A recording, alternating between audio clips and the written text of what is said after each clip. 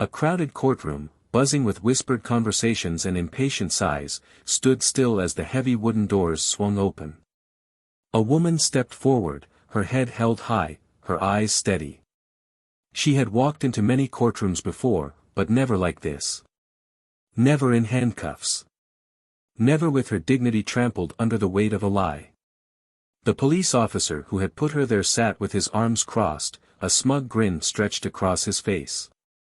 His uniform was neatly pressed, his badge gleaming under the fluorescent lights, but the arrogance in his posture spoke louder than anything he wore.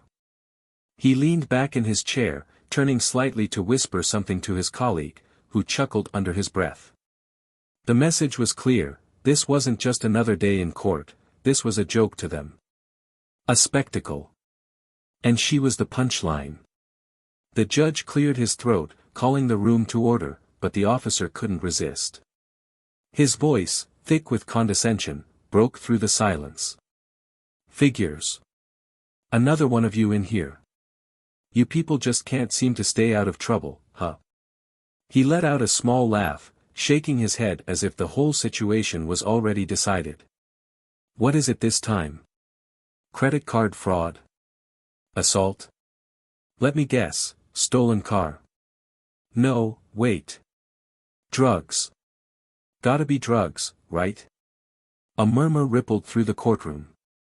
The words hung in the air like thick smoke, suffocating, undeniable. The woman stood silent, gripping the cold metal of her restraints, feeling the weight of every eye in the room pressing against her. Some looked away, uncomfortable. Others stared, entertained. The officer didn't care. To him, she wasn't a person, just another statistic, another criminal whose fate had already been sealed before the trial even began.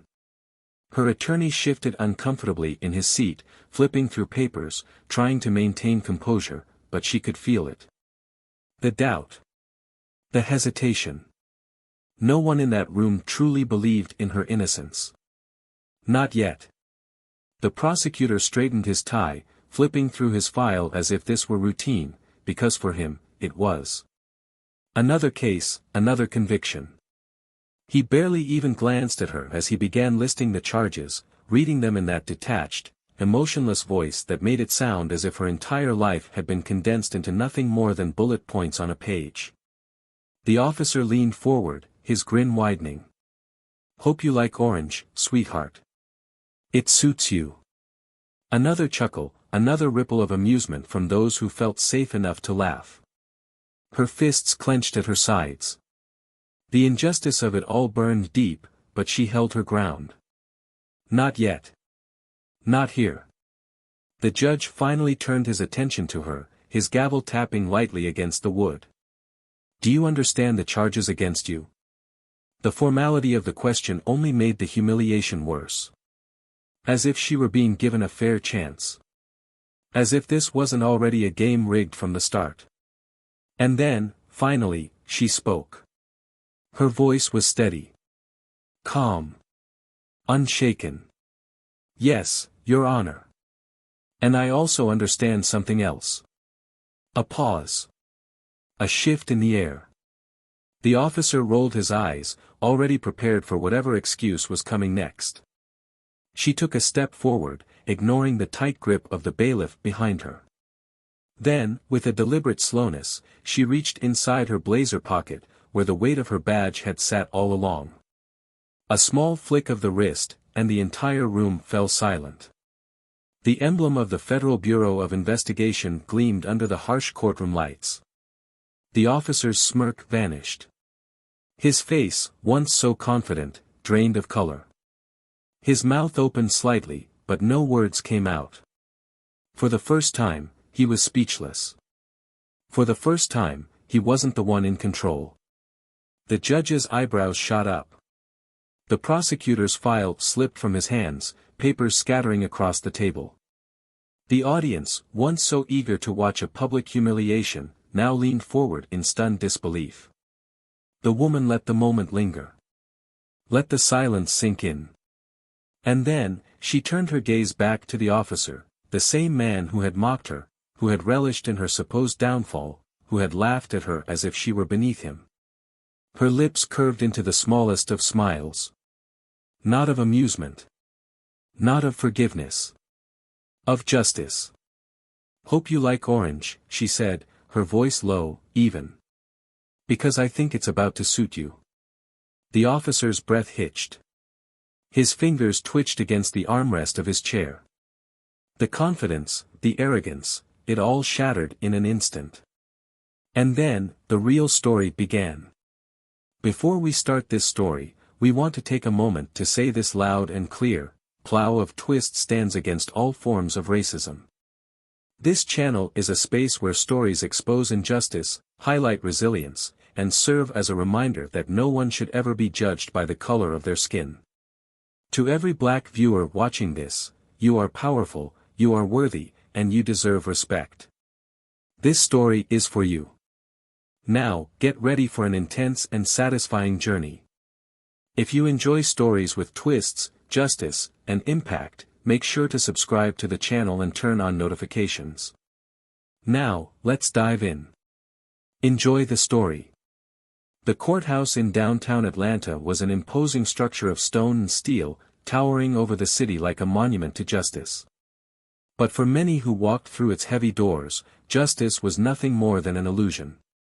It was a machine that chewed people up and spat them out, and those with power made sure the machine always worked in their favor. Among those people was Officer Daniel Crowley, a man who had built his career on authority, intimidation, and the quiet understanding that he would always be protected. For over a decade, Crowley had operated with impunity, hiding behind the badge, using the weight of the system to reinforce his prejudices rather than uphold the law. He was the type of officer who didn't see people, only categories. He saw threats. He saw statistics. And above all, he saw superiority in himself. Daniel Crowley was not born into privilege, but he was raised in a world that made him believe he was owed it. His father had been a cop before him, a man of harsh discipline and stricter beliefs, the kind who saw the world in black and white, literally. His childhood was filled with warnings about the wrong kinds of people, lessons on how the world was dangerous, and how men like them had to keep order. He grew up seeing his father command respect with fear, and when the time came for him to join the force, he slipped into the role like it had been waiting for him all along. Over the years, he learned to play the system, to manipulate reports, to justify every stop and every arrest with just enough legal coverage to make it all seem clean. And when that wasn't enough, there was always the unspoken brotherhood within the department that made sure men like him never had to answer for anything. Across the city, in a quiet apartment not far from the courthouse, Olivia Carter was preparing for the most humiliating day of her life. She had spent years carving her own place in the world, defying expectations, breaking barriers, refusing to be defined by the assumptions people made when they saw her skin, her gender, her presence in spaces where others believed she didn't belong. She had worked twice as hard for half the recognition, fought battles in rooms where she was always the only black woman, always the one whose credentials were questioned before she even had a chance to speak. None of it had ever stopped her. But this was something else.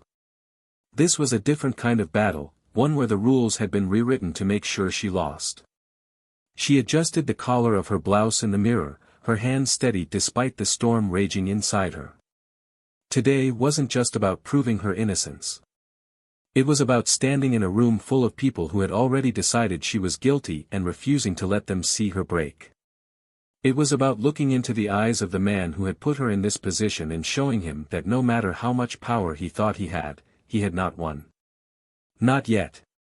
The charges against her were a fabrication, a carefully constructed lie woven together by Officer Crowley himself. A false accusation, an exaggerated report, the kind of story that was easy to sell to those who wanted to believe it. It had started with a routine stop, a traffic violation that should have been nothing more than a warning or a fine. But with Crowley, it was never just about the law. It was about control. It was about making sure she knew her place. When she questioned his authority, when she refused to shrink beneath his gaze, when she demanded to know why she was being detained, he had decided right then and there that she needed to be taught a lesson. He had called for backup, spun a narrative about aggression, about resisting, about a threat that had never existed except in his own mind. And just like that, she had found herself in handcuffs, thrown into the system without a second thought. Crowley had done this before. He had arrested men and women just like her, knowing that most of them would never have the resources to fight back, knowing that the system was designed to believe him over them. He had testified in courtrooms just like this one, fabricating just enough to justify his actions while keeping it within the bounds of believability. The people he arrested often had no one to advocate for them, no one to pull them out once the machine swallowed them whole. But Olivia Carter was not just anyone. As she walked into the courtroom, the air felt heavier, thick with the weight of expectation. Crowley sat with the same smugness he carried everywhere, the same ease of a man who believed he was untouchable. His colleagues sat nearby, nodding in approval, the quiet reassurance that they had his back, that no matter what happened today, this was just another case, another win for their side. The judge, an older man who had seen 1,000 cases like this, barely looked up as the session began. The prosecutor, young and ambitious, was already flipping through his file, ready to turn her into another name on his conviction record. But Olivia held her ground. She met Crowley's gaze without flinching, without looking away, and for the briefest moment, something flickered in his expression. Annoyance, perhaps. Or maybe just the discomfort of being stared at by someone who refused to be afraid. The opening statements were a blur, the same tired rhetoric, the same rehearsed lines designed to strip her of her humanity. The prosecutor spoke of law and order, of resisting arrest, of officers forced to make split-second decisions. Crowley nodded along, his arms folded across his chest, his confidence growing with every word. He had done this before. He would do it again. And then, just as the weight of it all threatened to press down on her, Olivia reached into her pocket and pulled out the one thing none of them had expected. The room went still. The judge stopped mid-sentence. The prosecutor's pen hovered above his notepad. And Crowley, for the first time in his life, looked afraid. Her badge gleamed under the courtroom lights. The silence was deafening. And just like that, the game changed. The weight of the silence that followed Olivia's revelation was suffocating. The room, which had moments ago been a stage for Officer Daniel Crowley's arrogance, was now frozen in disbelief. Olivia Carter stood unwavering, her FBI badge gleaming under the harsh courtroom lights, a stark contrast to the cold steel of the handcuffs still wrapped around her wrists. She could see it all happening in real time, the prosecutor's face draining of color, the judge shifting uncomfortably in his seat, the audience murmuring in hushed tones, trying to process what they had just witnessed. But most satisfying of all was Crowley. He sat stiff in his chair, the smug grin erased from his face, his body betraying the panic that his brain was struggling to suppress. She could see it in his eyes, the rapid flicker of thoughts racing through his head, the sudden realization that he had made a mistake. A fatal mistake. The bailiff hesitated, his grip still firm on Olivia's arm as if his brain hadn't caught up with what his eyes were seeing. She turned her head slightly, locking eyes with him, her voice controlled, sharp. "You might want to take these off," she said, lifting her wrists slightly. "Unless you'd rather be the one answering questions about this in a federal investigation." The judge finally spoke, his voice a half-octave higher than before. "Mr. Andrews," he addressed the prosecutor, "can you please explain what exactly is going on here?" The young prosecutor, who had been so sure of himself just moments ago, fumbled with his papers, clearly thrown off balance. I was unaware of any federal involvement in this case, Your Honor," he stammered. "This information was never disclosed to the prosecution." Olivia let out a small, humorless laugh. "Of course it wasn't," she said, looking straight at Crowley. "Because it would have ruined his plan. He wanted this to be clean, fast, he wanted me silenced before anyone had the chance to question what really happened." She took a step forward, her voice steady, unwavering. "But that's not going to happen." Crowley finally found his voice, but it was weaker than before, lacking the confidence he had carried in every interaction up to this moment. This is ridiculous, he scoffed, but his throat was tight, his words forced. She's trying to manipulate the system, Your Honor. I caught her committing a crime, and now she's trying to play the victim. He turned toward the prosecutor, desperation creeping into his tone. You can't let her pull this stunt. This is what they do. He caught himself too late, his words dying on his tongue. They. The judge's gaze sharpened. The prosecutor stiffened. The weight of that single word, the intent behind it, was deafening. Officer Crowley, Olivia said, her voice calm but slicing through the air like a blade, do you even hear yourself? Do you realize that everyone in this room is watching you fall apart because for the first time, you don't have the power? She took another step forward, slow and deliberate, never breaking eye contact.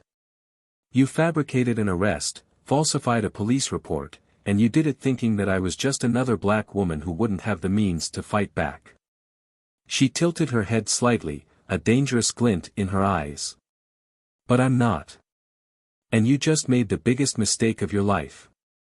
The courtroom was suffocating with tension now, the onlookers whispering in hushed voices. The prosecutor shifted nervously, glancing at the judge, then at Crowley, as if reassessing his entire case in real time. The judge exhaled slowly, rubbing his temple. Ms. Carter, he said carefully, are you saying you were working in an official federal capacity at the time of your arrest? Yes, Olivia confirmed. And I can prove it. Crowley's jaw clenched. He had lost control. He could feel it slipping away like sand through his fingers, and he did what men like him always did when backed into a corner, he doubled down. She's lying, he snapped, standing abruptly. Your Honor, she's trying to turn this into some kind of personal vendetta. She's making a spectacle out of this. We have her on camera resisting, you mean the footage you tampered with? Olivia cut him off, her expression deadly. Because the original footage tells a very different story. A story about a man who abuses his power. A man who has done this before. She turned slightly, her gaze sweeping over the jury, over the audience. How many times have you gotten away with this, Officer Crowley? She asked, her voice deceptively soft. How many people have you put away based on nothing but your word? How many innocent men and women have sat in that chair, knowing that the system was already stacked against them? She leaned in slightly, lowering her voice. How many of them didn't get the chance to fight back? Crowley's hands curled into fists. His entire body radiated tension, the sheer panic barely held at bay by the last fragments of his arrogance. Ms. Carter, the judge interrupted, his tone careful, measured, if you have evidence to support your claims, I suggest you present it. Olivia smiled. It was the first real smile she had allowed herself all day. With pleasure, Your Honor. She reached into her bag and pulled out a USB drive, handing it to her attorney. The original body cam footage, she announced. The footage Crowley's department tried to erase. The footage that shows exactly what happened that night. Crowley's breathing turned shallow. His throat was dry. He started, but his voice cracked. Where did you get that? Olivia turned to him, tilting her head. You really thought I wouldn't have backup, didn't you? She said, almost amused. You really thought you were untouchable. The prosecutor hesitated, then took the USB from Olivia's attorney. Your Honor, he said slowly, if this footage is legitimate, then this entire case needs to be dismissed, Olivia finished for him. And Crowley needs to be investigated. Immediately. The judge nodded slowly, his expression unreadable. We will review the evidence. But Olivia wasn't done. She turned back to Crowley, stepping closer, lowering her voice so only he could hear. And do you want to know the best part, officer? She whispered. This is only the beginning. Crowley swallowed hard, his confidence shattered, his future suddenly looking far less certain. The room buzzed with anticipation, the tension thick enough to cut with a knife. And as the judge called for a recess, ordering a review of the evidence. Everyone knew that when this trial resumed, the truth was going to come crashing down. And Daniel Crowley was going to fall with it. The weight of the moment was suffocating. The silence that had gripped the courtroom stretched on, thick and unyielding, wrapping around everyone present like an iron chain. No one dared to move, to speak, to even shift in their seats as the undeniable truth played out before their eyes. The large screen at the front of the room cast a cold, artificial glow over the space, illuminating every damning second of footage that had shattered the carefully constructed illusion of Officer Daniel Crowley's authority. The video played on, unrelenting. The grainy yet clear footage, taken directly from Crowley's body cam before it had been altered, showed everything, the truth in its raw, unedited form. It started with the flashing red and blue lights reflecting against the dark pavement, the sound of approaching footsteps heavy with the confidence of a man who believed he was untouchable. The recording captured Olivia Carter standing beside her car, the calm in her voice, the unwavering patience in her posture as she complied with every request, her hands never leaving sight. There was no aggression. No hostility. No resistance. Only the slow realization of what was happening as Crowley made his intentions clear. His words echoed through the courtroom, lifted from the past and projected into the present, stripping away all pretense, exposing him for what he truly was. "You people never learn, do you?" Crowley's voice from the video was casual, almost amused. The smirk in his tone was unmistakable. "Think you can just do whatever you want, talk back, act like the law doesn't apply to you? Let me tell you something. It applies to you more than anyone else." A stunned hush filled the room. It was one thing to suspect racism, to whisper about it behind closed doors, to see the patterns and the statistics that proved its existence. It was another thing entirely to hear it, to witness it in real time, undeniable, irreversible. The video continued. Crowley's hands were steady as he reached for his radio, spinning a story that had never happened, fabricating aggression where there was none, escalating a situation that had never been a threat. The backup officers arrived within minutes, their trust in Crowley absolute, their movements mechanical as they followed protocol for an arrest that should have never occurred. The moment the cuffs snapped around Olivia's wrists, the humiliation, the raw violation of it, was immortalized on screen for all to see. The air inside the courtroom was suffocating. The walls, the benches, the very floor seemed to vibrate with the collective tension of everyone present. The prosecutor, who had only moments ago been so confident in his case, sat rigid in his chair, his eyes darting between the screen and Crowley, a deep, unsettled frown creasing his brow. The judge, an older man with decades of experience presiding over trials, exhaled heavily, rubbing his temple as if trying to push away the weight of what he had just witnessed. But the most drastic change of all was in Crowley himself. Where once there had been arrogance, now there was stillness, a growing, unmistakable panic. His normally rigid posture had wilted slightly, his fingers twitching against the table as if itching to find an escape, an explanation, anything that could undo what had just been shown. His mouth pressed into a thin, bloodless line, his jaw clenched so tightly it seemed as though he might crack a tooth. For the first time in his career, he had no control over the narrative. The prosecutor cleared his throat, but his voice was weaker than before, lacking the authority he had commanded earlier. "Your Honor," he began, his fingers trembling as he straightened the papers in front of him. "In light of this footage, I move to have all charges against Ms. Carter dropped immediately." His throat bobbed as he swallowed, then exhaled slowly, his next words heavier than the first. "Furthermore, I believe we need to open an official investigation into Officer Crowley's conduct." The courtroom erupted into murmurs, hushed conversations filled with disbelief, with validation, with long overdue recognition of the truth. The judge leaned back in his chair, his eyes narrowed in thought. His fingers drummed against the desk, slow, methodical, before he finally nodded. "Ms. Carter," he said, turning to face her fully for the first time since the trial began. "You are hereby cleared of all charges. You are free to go." A breath. A single moment of silence before the gavel struck down, solid and absolute. But Olivia Carter was not finished. The cuffs had already been removed from her wrists, but the phantom weight of them still lingered, the soreness from their grip still throbbing beneath her skin. She flexed her fingers, shaking off the last remnants of that humiliation before she straightened her shoulders and turned her full attention to Crowley. His gaze had flicked downward, away from her, away from the truth he had so proudly ignored for years.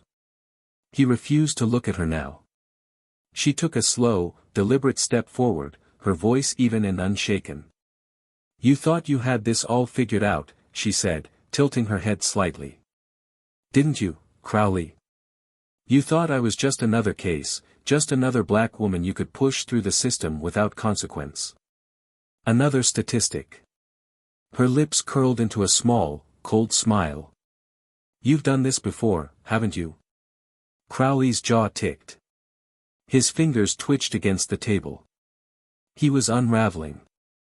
Olivia took another step, her heels clicking against the polished floor, filling the silence. "I wonder how many people you've put away based on nothing but your word. I wonder how many innocent men and women are sitting in prison right now because you decided they were guilty before they even had a chance to speak." She exhaled sharply, shaking her head. "But here's the thing, Crowley. This time, you picked the wrong person." His head snapped up at that, his eyes dark, burning. "This isn't over," he bit out, his voice low, filled with something dangerously close to desperation. "You think this changes anything? You think you've won?" Olivia let out a small chuckle, but there was no humor in it. "Oh, Crowley," she said, stepping just a little closer, lowering her voice so only he could hear. "This is just the beginning." The courtroom doors opened, and the moment the two internal affairs officers walked in, everything changed. Crowley's shoulders stiffened. His breath hitched. His gaze darted toward the judge, the prosecutor, the other officers in the room, searching for a lifeline. But there was none. No one was coming to save him. No one was willing to sacrifice themselves for a sinking ship. Officer Daniel Crowley, one of the IA agents said, his voice firm, absolute. "You are hereby placed under investigation for misconduct, falsifying police reports, and abuse of power. You will surrender your badge and your firearm immediately." It was over. His world, the power he had wielded so carelessly, was gone. And as Olivia watched him take in his new reality, she knew one thing for certain. Justice had finally caught up to Daniel Crowley. The weight of the moment crashed down like a tidal wave, sweeping away every last shred of control Daniel Crowley had clung to. The courtroom, once his domain, had transformed into a prison, the walls closing in, the air thick with finality. The badge he had once worn with untouchable arrogance was now a burden, a symbol of the power he had abused for years, and the very thing about to be ripped from him. The internal affairs officers approached with purpose, their presence suffocating. Every step they took toward him felt like a nail driving into the coffin of his career, his reputation, his very identity. He had spent years building himself into a man who could not be questioned, who could manipulate the system to serve his interests. But now, in the face of undeniable truth, there was no more room to run. One of the IA officers, a man with sharp eyes and a tone that carried the weight of authority, spoke first. "Officer Crowley," he said, his voice firm, steady, leaving no room for argument, "you are officially under investigation for misconduct, falsifying police reports, and abuse of power. You will surrender your badge and weapon immediately." Crowley's breath hitched, his fingers twitching at his sides. His body screamed at him to react, to fight back, to push against the inevitable, but he could feel it in his bones, there was nothing left to fight for. His gaze snapped toward the prosecutor, seeking a lifeline, but the young man had already distanced himself, his expression unreadable, his hands clasped tightly in front of him. The same allies who had once backed Crowley without question now refused to meet his eyes. They had seen the footage. They had heard the words. There was no spinning this, no rewriting history to favor him. He was alone. And then, the voice he dreaded the most cut through the silence. "You were so sure of yourself," Olivia Carter said, stepping forward, her tone eerily calm, almost surgical in its precision. "So convinced that no one would question you. That no one would believe me over you." She exhaled slowly, shaking her head. "You built your whole life around the idea that your badge made you invincible. That as long as you said the right words, played the right game, you could do whatever you wanted without consequences." Crowley's hands curled into fists. His face burned with something between anger and humiliation, his body coiled so tightly it felt like he might snap. "You think you're special?" he spat, his voice raw, desperate. "You think this makes you better than me? You don't know what it's like, what it takes to survive in this job, to keep order." Olivia cut him off sharply, her voice laced with disbelief. "You don't even know what that word means. What you kept wasn't order, it was control. You never cared about justice, about fairness. You only cared about power. About making sure that people like me knew exactly where we stood." Her words struck like daggers, each syllable slicing through the remnants of Crowley's carefully crafted persona. The courtroom was silent, hanging on to every single word, watching as the man who had once been untouchable began to crumble. The IA officer held out his hand. "Your badge, Crowley." Crowley's fingers trembled as they reached toward his chest, where the weight of the shield he had worn for years suddenly felt unbearable. His entire career had been built on that badge, on the authority it gave him, the fear it instilled in others, the way it had shielded him from consequences time and time again. And now, he was being forced to surrender it in front of everyone. Stripped. Exposed. Humiliated. His breath shuddered as he unclipped the badge, staring at it for a long moment as though willing it to change what was happening. But there was no escaping it. This was real. His fingers clenched around the metal before he finally, reluctantly, placed it into the waiting hand of the officer. And then, the final blow. "Your gun." Crowley's stomach twisted violently. His pulse roared in his ears. His badge was one thing, but this was different. The gun had always been more than a weapon to him. It was the ultimate power. The ultimate control. Without it, he was just another man. He hesitated, gripping the holster at his side, his knuckles white. "You don't have to do this," he muttered, barely above a whisper, though it wasn't clear if he was speaking to the officers, the judge, or himself. The IA officer's tone didn't waver. Now. There was no more room for negotiation. Crowley exhaled sharply through his nose, his body rigid as he unlatched the holster, pulling the firearm free. He hesitated once more before placing it down on the table. The sound it made against the wood was deafening, a sharp, final punctuation mark to everything he had lost. The tension in the air was suffocating, pressing down on Crowley like an unbearable weight. His entire career, everything he had built, everything he had convinced himself he was slipping through his fingers, piece by piece. And there was nothing he could do to stop it. Olivia watched him carefully, every subtle shift in his expression, every flicker of defiance, of desperation. She had seen men like him before. Men who believed they were the system, that they were untouchable, that the world revolved around their authority. And she had seen what happened when that illusion was shattered. "You were so comfortable, weren't you?" she said, her voice quiet, cutting through the tension like a blade. "You sat there, in this very room, laughing at me. You made me feel small, powerless. You wanted to humiliate me. Wanted me to believe that no matter what I said, no matter what I did, no one would ever believe me over you." She took another step forward, lowering her voice just slightly. "How does it feel?" Crowley's eyes snapped to hers, filled with something dark, something furious, something desperate to cling on to what little dignity he had left. But he had nothing left to say. No excuse. No justification. No way out. The IA officer nodded to his partner. "Take him in for questioning." The words landed like a final blow. Crowley's entire body locked up, his muscles coiling in resistance. His mouth opened, as if he wanted to argue, to fight back, but there was no fight left. He had already lost. The second IA officer stepped forward, placing a firm grip on Crowley's arm. The courtroom remained deathly silent as he was led toward the exit, every step dragging heavier than the last. As he passed Olivia, he finally spoke, his voice low, filled with a venom that barely masked the fear beneath it. "You think this changes anything?" His tone was laced with bitterness, but it was hollow now. "Empty. You think this makes you better than me?" Olivia didn't blink.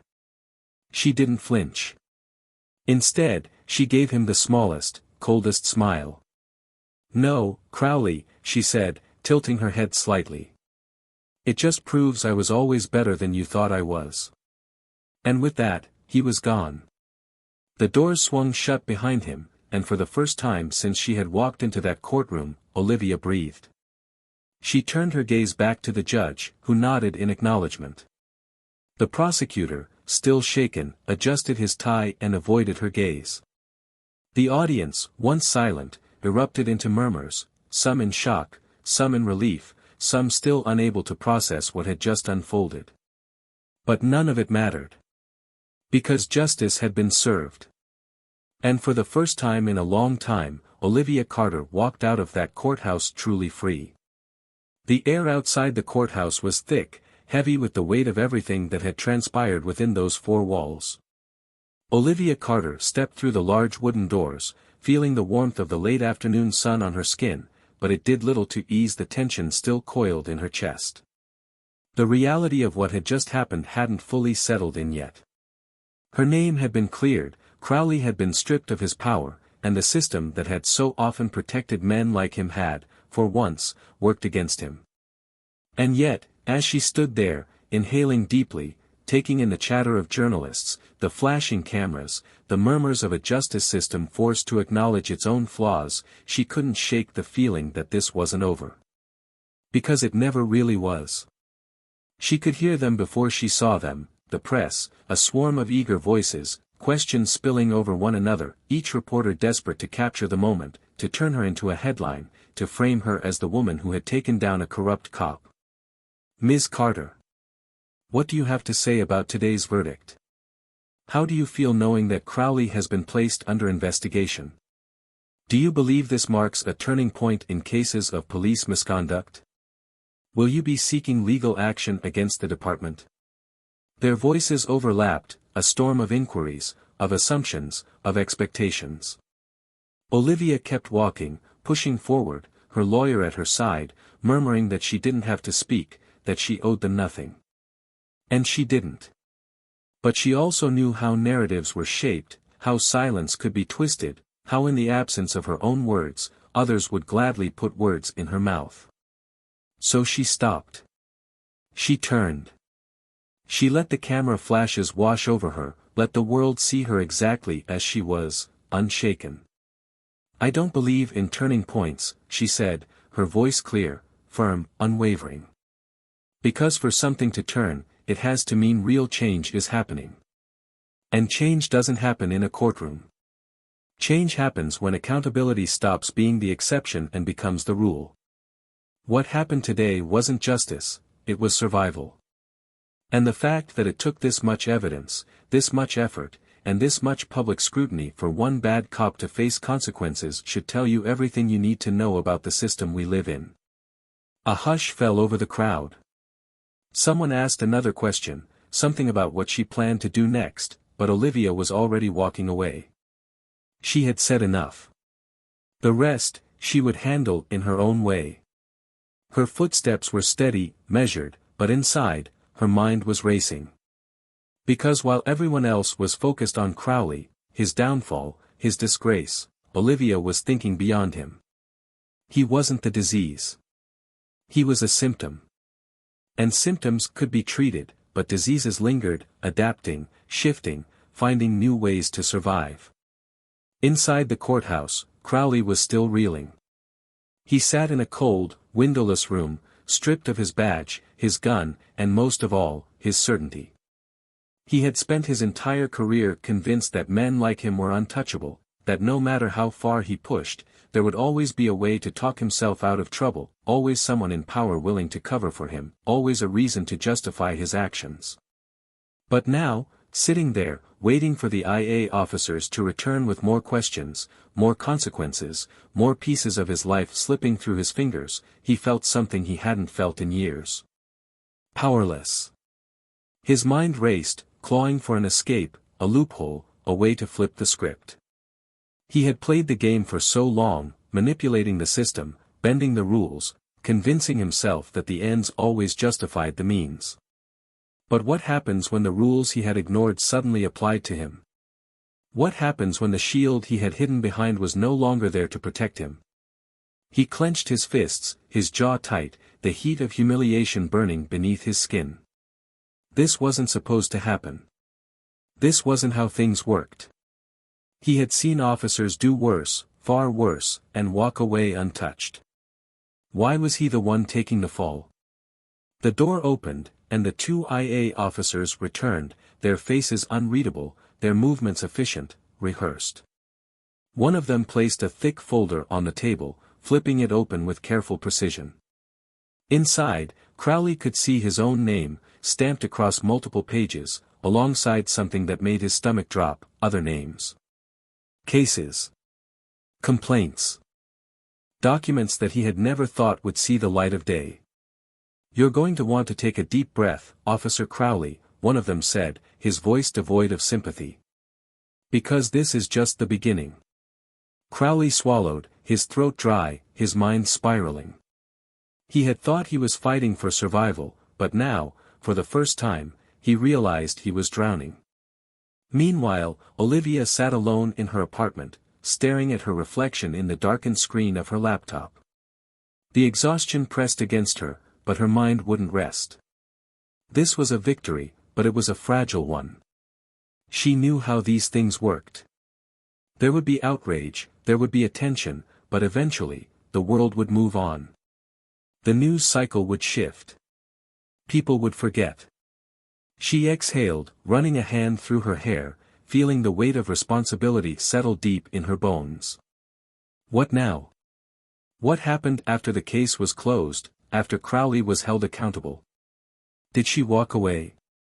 Pretend this had just been an isolated incident? Or did she dig deeper?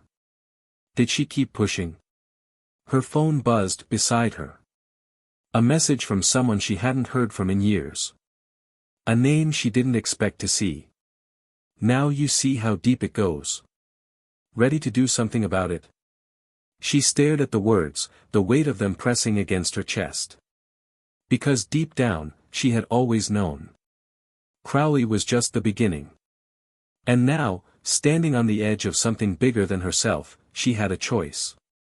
She could step back into her life, pretend this was just one battle in an endless war, or she could step forward, into the unknown, into the fight that had been waiting for her all along.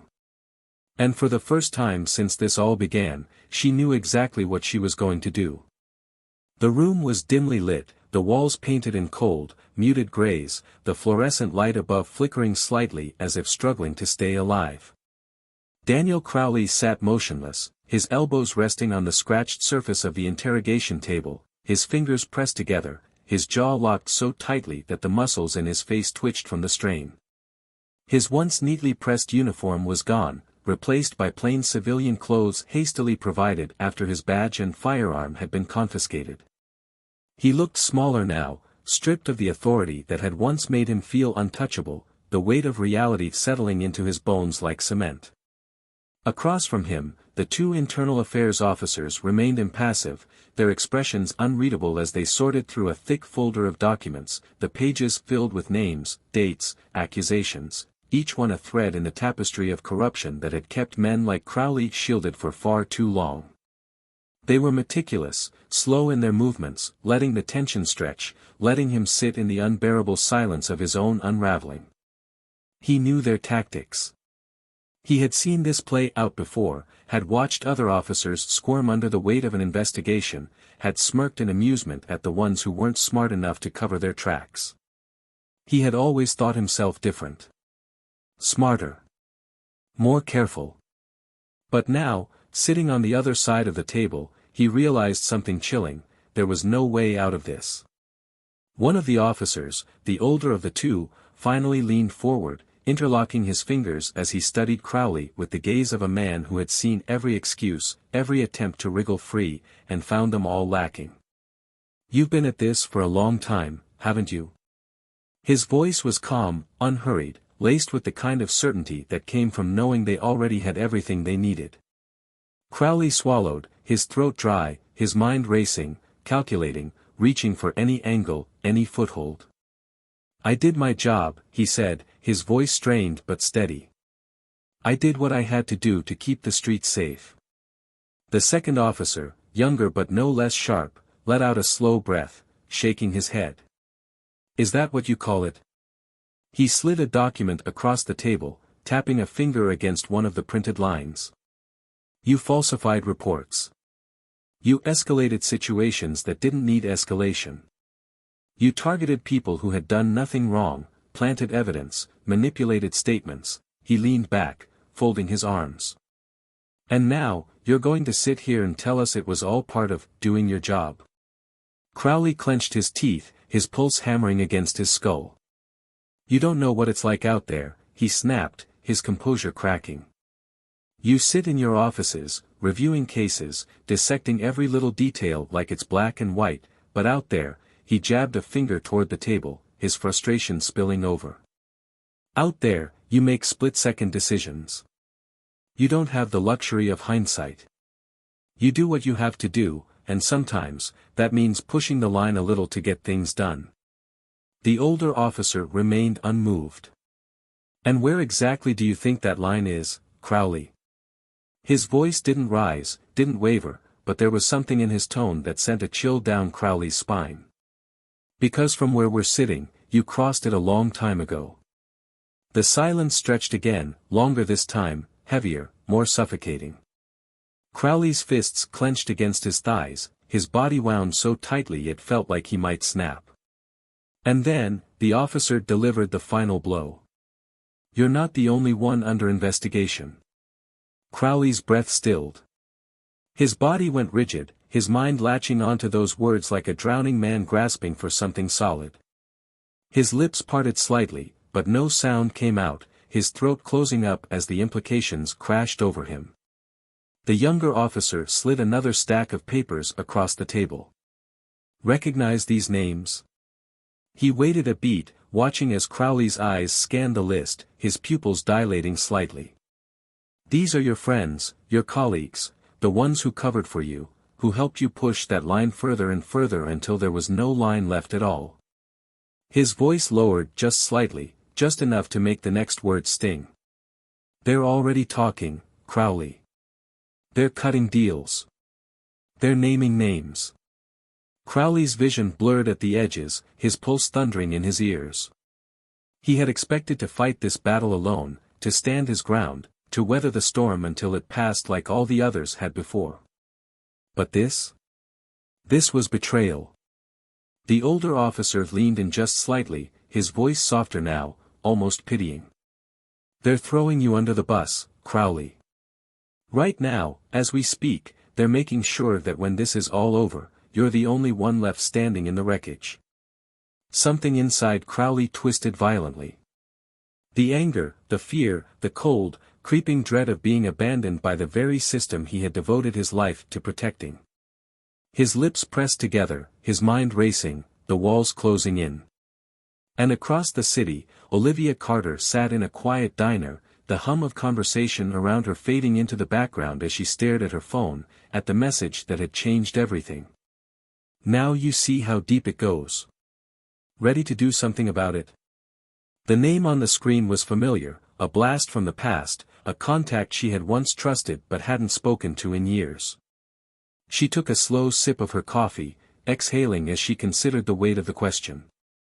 Because this wasn't just about Crowley anymore. It never had been. She had won today's battle, but the war, the real war, was just beginning. The walls felt closer now. The room wasn't small, but to Daniel Crowley, it might as well have been a cage. He had spent his entire career ensuring that others sat in the very seat he now occupied, had watched countless men and women squirm under the weight of accusations they couldn't escape, had relished in the quiet power of knowing that his word, his version of the truth, would always outweigh theirs. But today, the roles were reversed. Today, he was the one being measured. The internal affairs officers remained in their seats, their expressions unchanged, their patience unwavering. They weren't in a hurry. They had no reason to be. The weight of the evidence against him spoke for itself, each document on the table another nail in the coffin of his career. They had laid it all out before him, his fabricated reports, the manipulated arrests, the countless complaints that had been conveniently buried over the years. But worse than the files, worse than the cold, damning paper trail, was the list of names. The people he had once called his brothers. The ones now turning against him. For the first time, Crowley felt something he hadn't felt in years. Abandoned. He had built his career on a foundation of loyalty, of unspoken agreements, of a system that protected its own. He had spent years believing that as long as he played the game, as long as he followed the unwritten rules, he would always be safe. But now, faced with the reality that his so-called allies were scrambling to save themselves, it was clear that he had never been safe. He had only been useful. And now, with the spotlight turned on him, he was nothing more than a liability. He swallowed, his throat dry. "I want a lawyer," he muttered, his voice hoarse, raw with the weight of his unraveling. The older officer across from him barely blinked. "Of course you do," he said evenly, tapping a pen against the table. "And you'll get one. But first, let's talk about something." He leaned forward, his gaze sharp, predatory. "Tell me, Crowley, how does it feel?" Crowley's jaw tensed. "How does what feel?" The officer tilted his head slightly, as if amused by the question.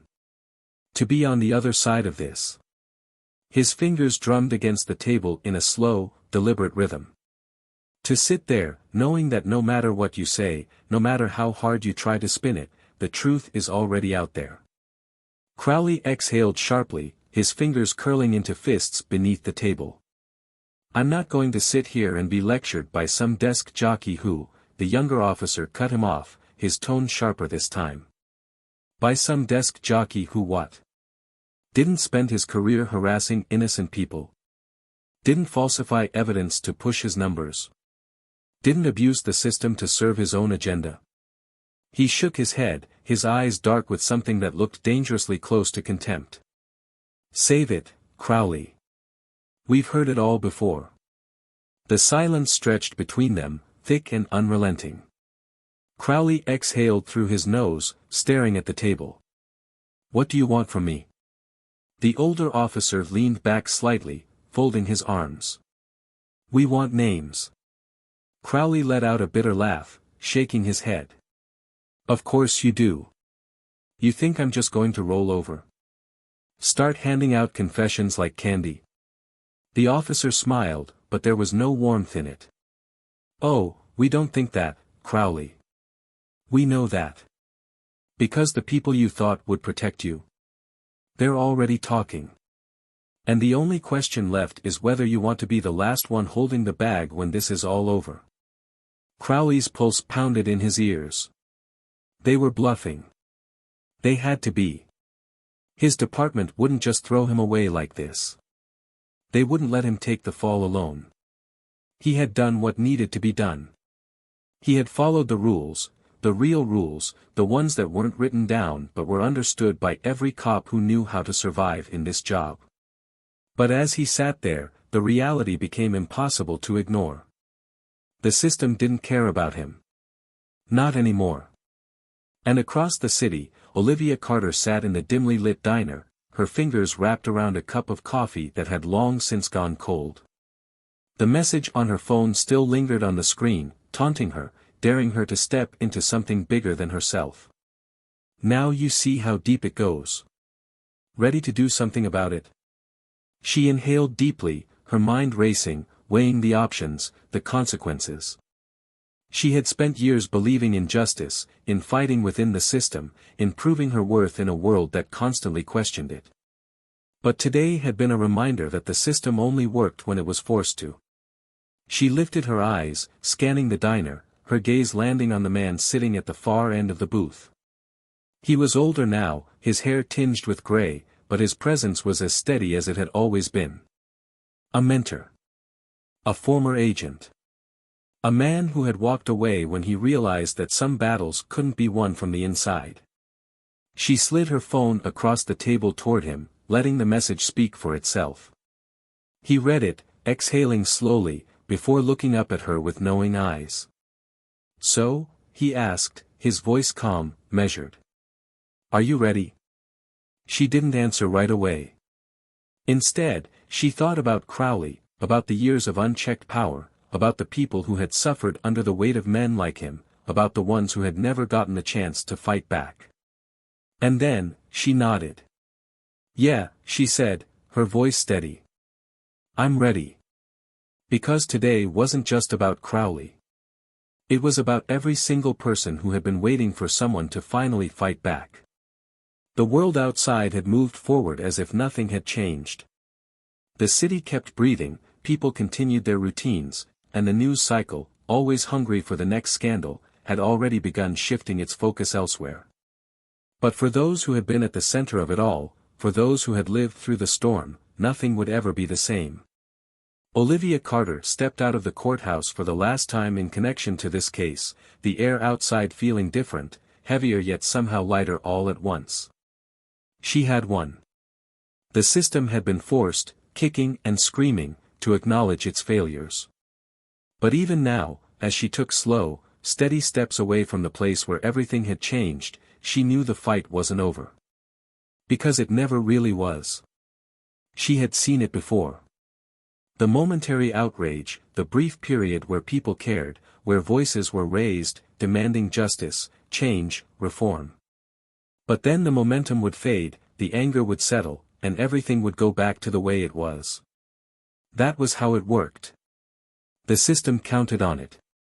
It was built on short attention spans, on people getting tired of fighting, on exhaustion setting in before real change could take root. But Olivia wasn't tired.